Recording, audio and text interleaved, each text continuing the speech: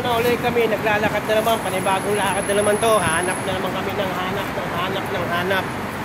Ayan, mga kaibigan, mga kapatid, mga brother. Dito kami ngayon, sapala na naman kami. Wala kami yung pan-taxi, kaya lakad na lang. Ito, yan o, tatawin na namin to.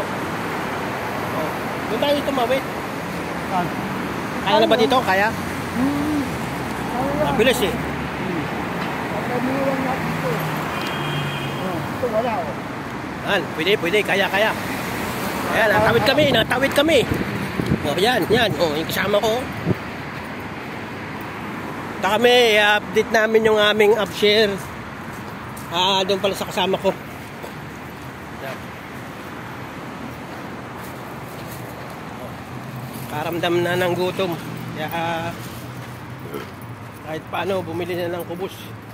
Ayan o, nagngangatahan ng kubos. Nakakaramdam na ng gutom. Ayan.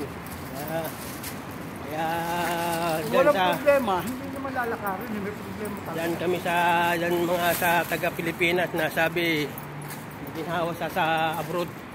Depende sa nag-abroad. Depende sa napuntahang kumpanya. Ito kami. Gaya ko, pilay-pilay na. Hindi na may pagkaila eh. Talagang pilay na.